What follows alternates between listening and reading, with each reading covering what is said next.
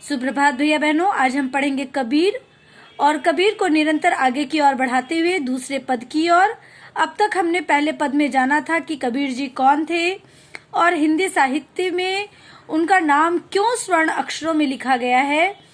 मैंने पहले भी आप लोगों को बताया था कि कबीर जी का प्रादुर्भाव उस समय हुआ था जब समाज में बहुत सारे बाह्य आडंबर जो थे वो क्या थे, फैले हुए थे। उन्होंने उनका क्या किया है, डटकर विरोध किया है। कबीर जी की वाणी में क्या था, बहुत प्रखर आत्मविश्वास था। वो अपनी बात को बड़े आत्मविश्वास के साथ क्या करते थे, रखते थे और उनकी वाणी में एक निर्भीकता थी। उन्होंने जहां एक और मूर्ति पूजा का खंडन किया, वहीं दूसरी और उन्होंने मुसलमानों को भी फटकारा था। इनके दूसरे पद को जब हम पढ़ेंगे तब हम उसमें देखेंगे कि कबीर जी जो थे वो समाज सुधारक के रूप में क्या हुए हैं, प्रकट हुए हैं। उन्होंने झूठ, भेदभाव, पाखंड और दिखावे के प्रति क्या किया है, अपने विरोध को जाहिर किया है। उनका क्रोध जो है इस पद में स्पष्ट रूप से दिखाई पड़ता है। तो हम दूसरे पद की ओर आगे बढ़ते हैं, देखते हैं कि उन्होंने उसमें क्या कहा है। संतो देखत जग बौराना, साच कहो तो मारन धावे, झूठे जगपतियाना। नेमी देखा धर्मी देखा, प्रात करई स्नाना। आतम मारी पाख नहीं पूजे, उनमें कछु नहीं ज्ञाना। बहुतक देखा पीर औलिया, पढ़े कितेब कुराना। कई मुरीत तब देर बतावे, उनमें उहे जो ज्ञाना। अब देखिए क्या कहते हैं, संतो देखत जगत बौराना, कहते हैं कि हे साधगो, देखो सारा जग जो है वो क्या हो गया है, पागल हो गया है। क्यों पागल हो गया है कि साच कहे तो मारा नावे। साच मतलब सच। वो क्या कहते हैं कि यदि हम सच कहते हैं तो लोग क्या होते हैं, नाराज होकर मारने के लिए दौड़ते हैं। और कहते हैं झूठे जगपतियाना। झूठे जगपतियाना मतलब, और क्या कहते हैं, असत्य बातों पर क्या करते हैं, विश्वास करते हैं। पतियाना मतलब विश्वास करना। नेमी देखा धर्मी देखा, प्रात करे स्नाना। आगे भी कहते हैं कि बहुत सारे पाखंड जो फैले हुए हैं उनका खंडन करते हुए कहते हैं कि नियम धर्म दिनचर्या आदि की कठोरता से जो पालन करने वाला है उसको मैंने बहुत देखा। नेमी देखा धर्मी देखा, नियम धर्म करने वाला। प्रात करे स्नाना, सुबह सुबह क्या करते हैं, जो स्नान कर लेते हैं। आत्म मारी पाख नहीं पूछे, उनमें कछु नहीं ज्ञाना। और क्या कहते हैं वे, हर प्रातः स्वयं को शुद्ध करने के लिए वो क्या करते हैं, स्नान करते हैं। आत्म मारी यानी अपने भीतर छिपे परमात्मा को छोड़कर, है ना, वो क्या करते हैं, व्यर्थ के नियमों और व्रतों को में क्या करते रहते हैं, उलझते रहते हैं और पत्थरों की पूजा करते हैं। पाख नहीं पूजे यानी पत्थरों की क्या करते हैं, और पूजा तो करते हैं, उनमें कछु नहीं ज्ञाना। और उनका ये जो ज्ञान है वो क्या है, निस्सार है, थोथा है, यानी उनको सच्चे ज्ञान की कोई परख नहीं है। क्यों परख नहीं है, क्योंकि मैंने पहले भी बताया था कि कबीर जी कहते हैं कि यदि हमें ईश्वर को पूजना है, यदि हमें सच्चा ज्ञान प्राप्त करना है, यदि ईश्वर को हमके सच्चे रूप से प्राप्त करना है तो हमें किसी बाह्य पाखंड की आवश्यकता नहीं है। आवश्यकता क्या है कि यदि हम सच्चे हृदय से उनको पूजेंगे तो ईश्वर हमें पल भर की तलाश में ही क्या हो जाएंगे, मिल जाएंगे।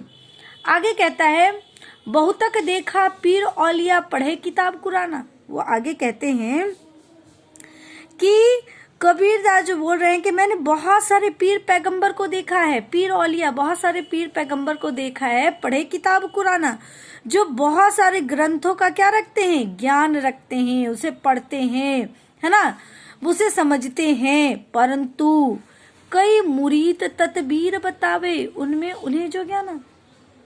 मुरीद का मतलब क्या होता है, शिष्य, और तदबीर का मतलब क्या होता है, उपाय। तो क्या कहते हैं कि वे अपने को दूसरे को क्या करते हैं, शिष्य बनाकर उन्हें तरह तरह की उपाय क्या करते रहते हैं, बताते रहते हैं। किसको पाने के लिए, भगवान को पाने के लिए, है ना। आसन मारी डिंब धरी बैठे, मन में बहुत गुमाना। मारी डिंब, डिंब का क्या अर्थ हुआ? डिंब का होता है आडंबर, है ना।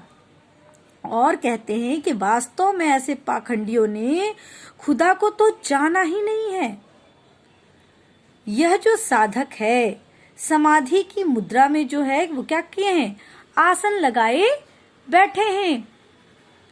और मन में क्या है उनके? बहुत सारे गुमान है, बहुत सारा गर्व है कि हम क्या करते हैं?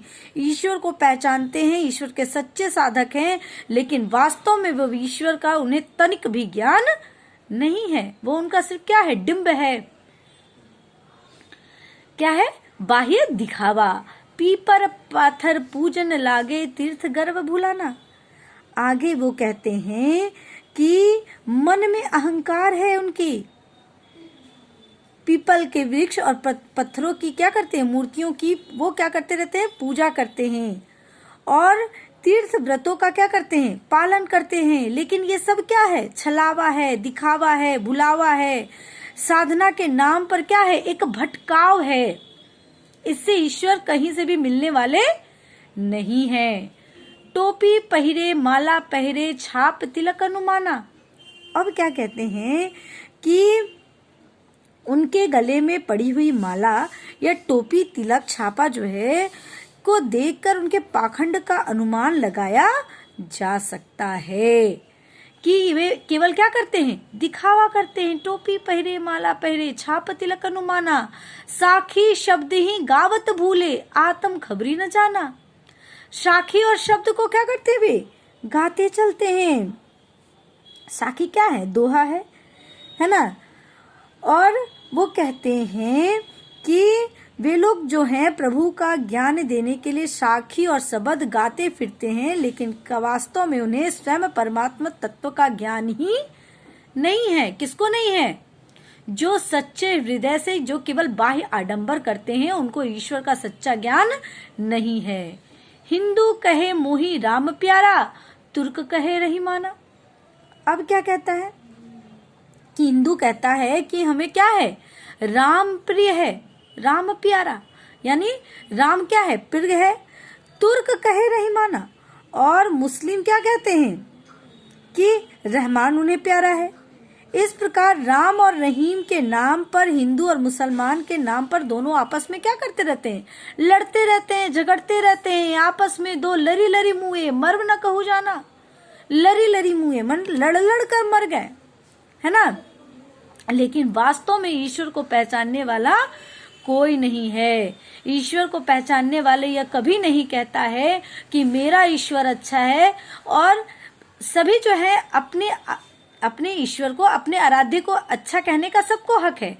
सब कोई उसे अच्छा कहते हैं, लेकिन इसका मतलब नहीं है कि हम दूसरे को क्या करेंगे? दूसरे के मजहब को हम नीचा दिखाएंगे। जो दूसरे के मजहब को नीचा दिखाता है कि मेरा श्रेष्ठ है और तुमसे तुम्हारे मजहब से श्रेष्ठ है, वो वास्तव में कभी ज्ञान को जाना ही नहीं। क्योंकि ईश्वर एक है, परमात्मा एक है। केवल उसको पाने का जो माध्यम है वो केवल क्या है? अलग अलग है। इसलिए कहता है कि हिंदू कहे मोही राम प्यारा, तुर्क कहे रहीमाना। आपस में दो लरी लरी मुँह, मर्व न कहू जाना। वो कहता है कि राम प्यारा है और दूसरा कहता है रहीमन प्यारा है, लेकिन दोनों आपस में लड़कर मर गए। लेकिन वास्तविक ईश्वर को किसी ने भी नहीं पहचाना। घर घर मंत्र देत फिरत है, महिमा के अभिमाना। मंत्र, ये मंत्र क्या होता है? कोई गुप्त शब्द या वाक्य बताने को हम क्या कहते हैं? मंत्र कहते हैं। देत महिमा के अभिमाना। महिमा मतलब श्रेष्ठता, श्रेष्ठता के अभिमान में, श्रेष्ठता के अहंकार में। क्या कहता है कि ईश्वर के नाम पर लड़ने वाले दोनों व्यक्ति जो है मूर्ख हैं। ऐसे पाखंडी लोग घर घर जाकर क्या कहते हैं? गुरु मंत्र बांटते फिरते हैं, मंत्र देते फिरत है। घर घर जाकर क्या कर रहे हैं? गुरु मंत्र बांट रहे हैं। और सब अपनी महिमा बढ़ाने क्या करते हैं? कि अहंकार में जो है कहते हैं कि ये श्रेष्ठ है, ये ईश्वर ये श्रेष्ठ है ना। लेकिन दोनों ही क्या है? मूर्ख हैं। वास्तव में किसी कोई भी ईश्वर को पहचानने वाला नहीं है। गुरु के सहित सिख सब बूढ़े, अंतकाल पछताना। अब क्या कहते हैं, ऐसे पाखंडी गुरु अपने अज्ञानी शिष्यों के सहित भवसागर में क्या हो गए हैं, डूब जाते हैं और अंतकाल में क्या करते हैं, पछताते हैं। उन्हें भगवान प्राप्त नहीं होते। प्राप्त होंगे क्या, कभी प्राप्त नहीं होंगे। कहे कबीर सुनो हो संतो, ई सब मर्म भुलाना, केतिक कहो कहा नहीं माने, सहज सहज समाना। अब कहते हैं, कबीर क्या कहते हैं, हे संतो सुनो, ये सब पाखंडी भ्रम में क्या है, भूले हुए हैं। सब मर्म भुलाना, भूले हुए हैं। क्या भूले हुए हैं, इन्हें मैंने कितना कहा, कितना समझाया, कातिक कहो नहीं माने, सहजे सहज समाना। मैंने कितनी बार इनको बताया किंतु ये मानते नहीं।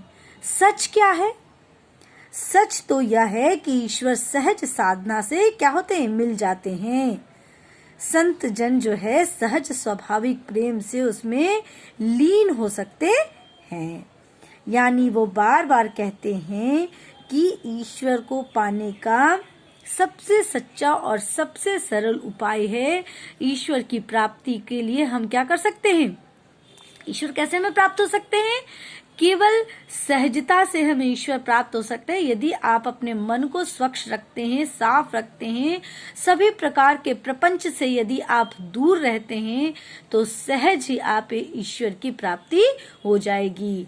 साफ शब्दों में उन्होंने कहा है कि कर्म ही हमारी पूजा है। ईश्वर ने जो कर्म करने के लिए हमें कहा है, यदि हम उस कर्म को सच्चे हृदय से करते जाएंगे तो सहज हमें ईश्वर की क्या हो जाएगी, प्राप्ति हो जाएगी। हमें कोई बाह्याडंबर, कोई पाखंड की कोई आवश्यकता नहीं है। इस प्रकार आज हमारे कबीर का ये जो पद है वो समाप्त हो जाता है। आप लोगों को इस प्रथम पद और द्वितीय पद का भावार्थ पर लिखना है और इसके प्रश्नोत्तर बनाने हैं।